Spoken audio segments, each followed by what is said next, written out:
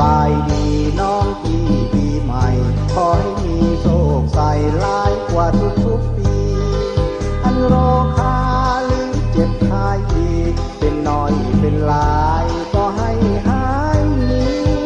เงินคำที่หาได้แบ่งกินแบ่งใช้แบ่งสำราญตั้งหน้าทำมาหากินตั้งหน้าทำมาหากินอย่าอิจฉาหาหมิ่นซึ่งกันและกันอายุวันนะวัฒนังสุขังพลังทั้งดียืนมันทุกโศกทั้งโรคภัยหนีไปไกลๆห่างไกลตัวทันผิดพังบ่ตั้งใจโปรดจงอภัยให้กันและกันลาภยศสรรเสริญสูงส่งก้าวเดินเจริญตามคันปีใหม่สดใสชื่นบานปีใหม่สดใสชื่นบานขอให้ทุกท่านสุขสันต์ตลอดปี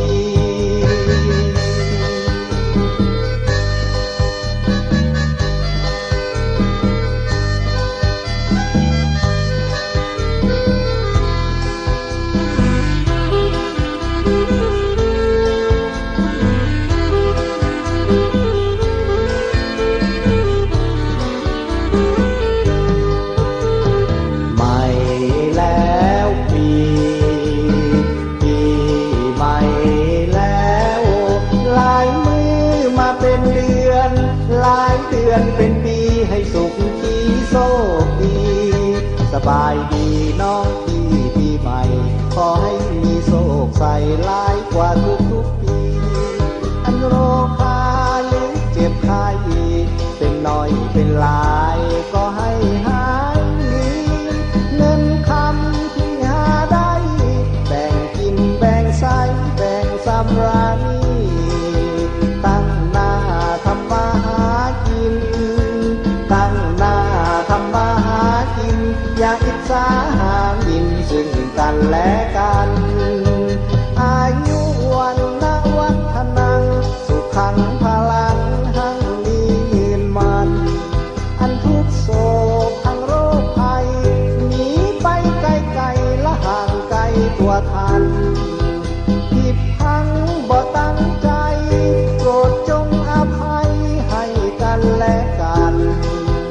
ลาภยศสรรเสริญสูงส่งก้าวเดินเจริญตามคันปีใหม่สดใสชื่นบานปีใหม่สดใสชื่นบานขอให้ทุกท่านสุขสันต์ตลอดปี